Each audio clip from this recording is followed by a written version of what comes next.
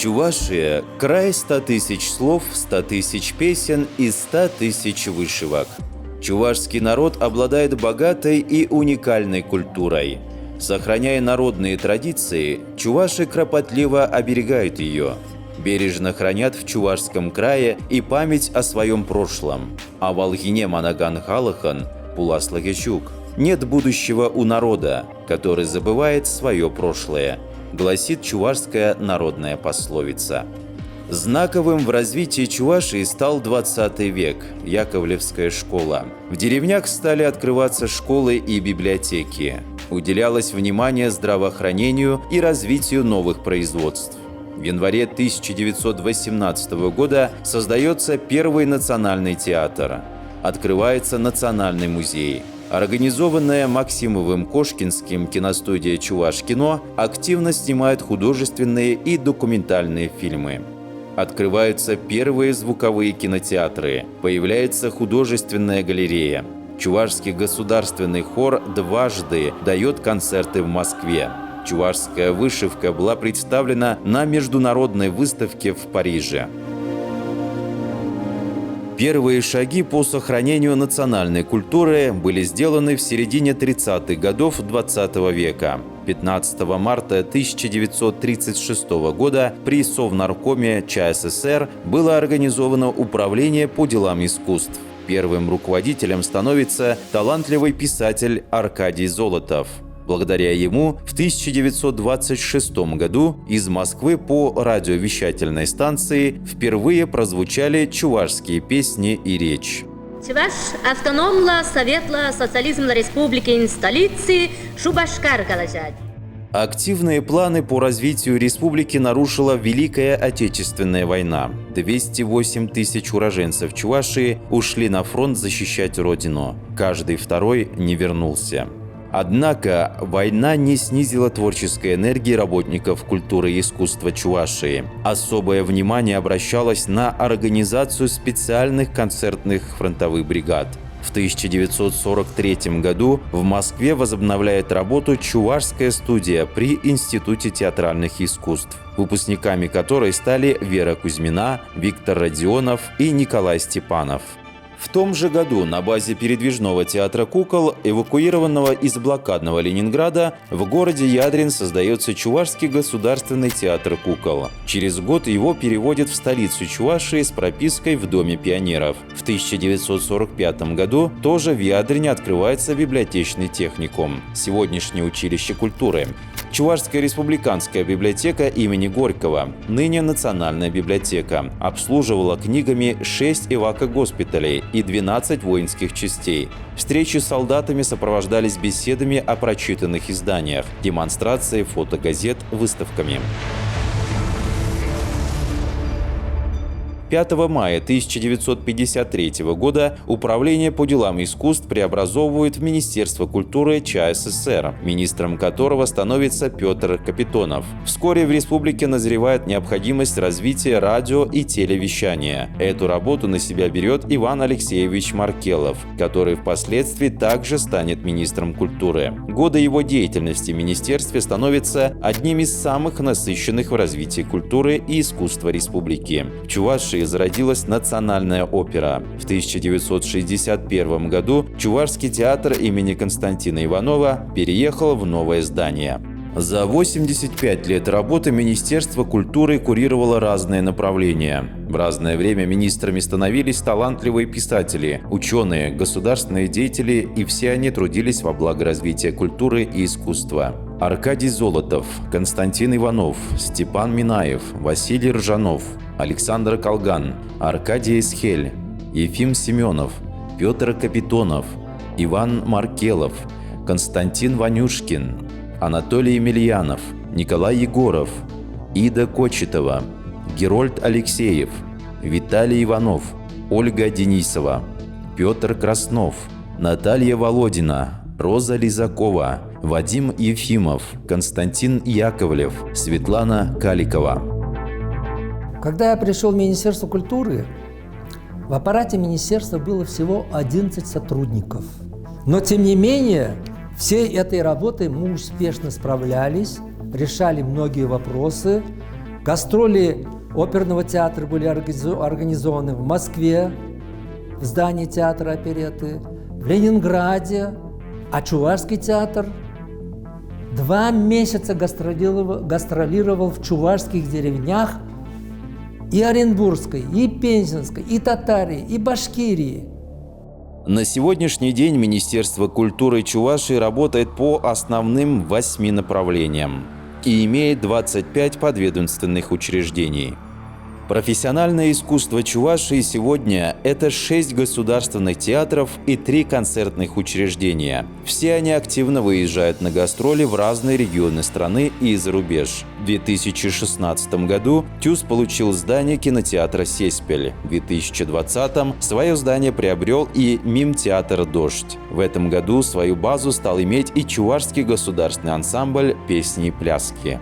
В среднем в год театры и концертные учреждения посещают порядка 620 тысяч зрителей. Ежегодно выпускается свыше 20 новых театральных постановок и 30 концертных программ. Проводится более 2500 мероприятий. В такой небольшой республике, как Чувашия, расположено 676 объектов культурного наследия. В основном это церкви, купеческие дома, хозяйственные постройки 18-20 веков. В рамках празднования столетия чувашской автономии прошла реставрация 21 объекта в 13 районах и городах республики. Тема строительства и реставрации не обошла стороной и другие учреждения культуры. В целом же консолидированный бюджет республики по отрасли культуры за последние 3 года увеличился на 40% и в 2020 году составил 3,8 миллиарда рублей, благодаря чему за последние несколько лет в Чувашии построено 25 новых домов культуры. За прошедший год в Чувашии отремонтировано и оборудовано 230 учреждений культуры. Завершается реконструкция Чувашской государственной филармонии. Капитально отремонтированы театры, укреплена их материально-техническая база. Сделан капитальный ремонт здания исторического архива и архива современной истории. Введено в эксплуатацию новое здание исторического архива Наурукова-2. В ближайшее время планируется начать строительство фонда хранилища для архива современной истории. В 2016 году Государственный архив электронной и кинодокументации получил название «Государственная киностудия Чувашкино» и архив электронной документации. Здесь хранится крупнейший фильмофон Чувашии – более 10 тысяч фильмокопий. В рамках подготовки к празднованию столетия чувашской автономии за последние 3 года Чувашкино было выделено 17 миллионов рублей. На эти средства создано 28 тематических просветительских фильмов.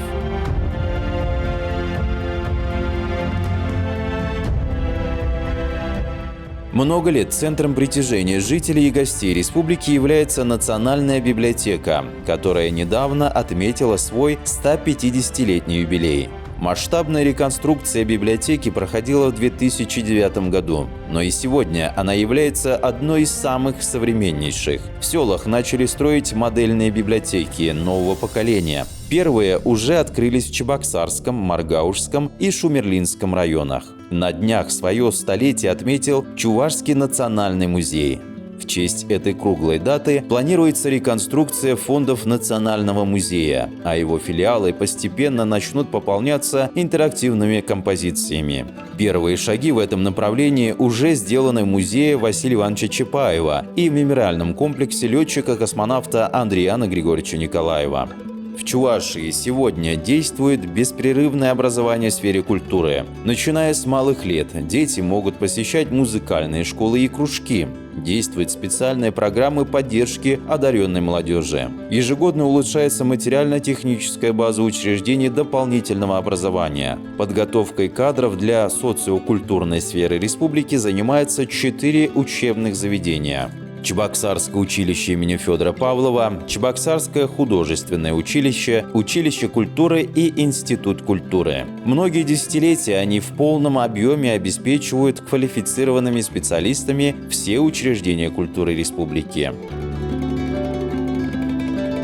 Сегодня ни одно значимое мероприятие республики не проходит без участия Министерства культуры Чувашии. Совместно с учреждениями культуры они формируют историю. Праздники, проводимые в рамках Дня республики, переросли во всероссийский масштаб. В этом году фестиваль народного творчества «Родники России» пройдет 28-й раз. Из года в год в этом празднике участвуют несколько десятков фольклорных коллективов.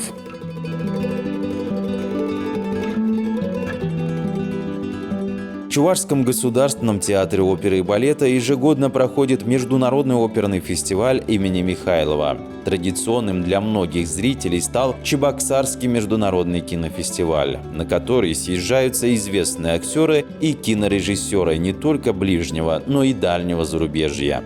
Делегация Чувашии несколько лет подряд принимала участие в Санкт-Петербургском культурном форуме, результатом которого стало подписание соглашений о сотрудничестве. Чуваши чтут традиции предков. Сохранению культуры способствует национальный праздник Агадуй. И впервые удалось в 1995 же году, это было специальное решение, нам провести Агадуй. Понимаете, раньше Агадуи были, потом они затухли, потом эти Агадуи, они проводились, я еще помню, они назывались, в районах проводились. В 80-м году я был на Агадуе в Чебоксарах проводился, но не Агадуй назывался, праздник песни и труда. В 1995 году во время его празднования впервые был собран самый массовый хор Чувашии, руководителем которого стал Марис Еклашкин.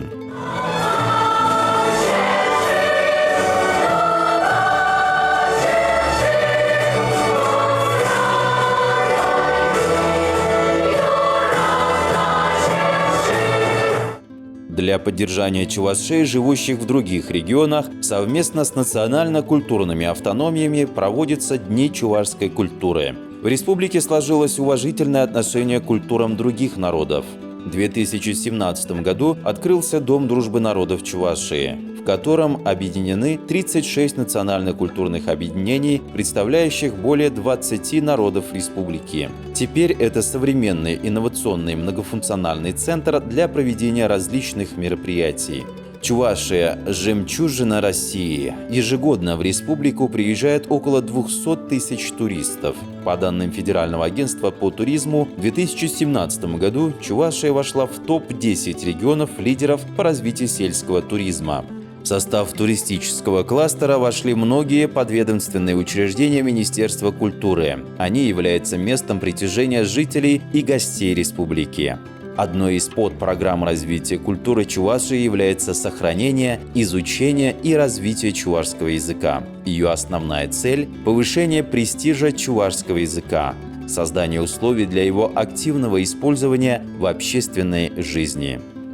Уважаемые коллеги, уважаемые сотрудники и ветераны отрасли культуры, поздравляю вас с нашим профессиональным праздником, Днем работника культуры и 85-летием со дня появления государственного органа управления культурой. В 1920 году появилась Чувашская автономная область, в 1925 году она была преобразована в республику. Появились административные границы нашего региона.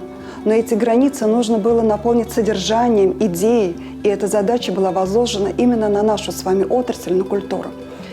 Работники отрасли культуры, они великолепно справились с этой задачей. Но сегодня перед нами стоит не менее важная задача.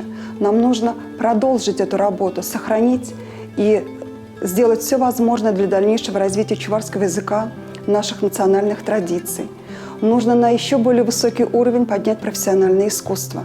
И я уверена, каждый из вас на своем рабочем месте будет делать все возможное для того, чтобы решить эту задачу во благо жителей республики. Спасибо вам за ваш труд. Желаю вам новых творческих успехов и ярких побед.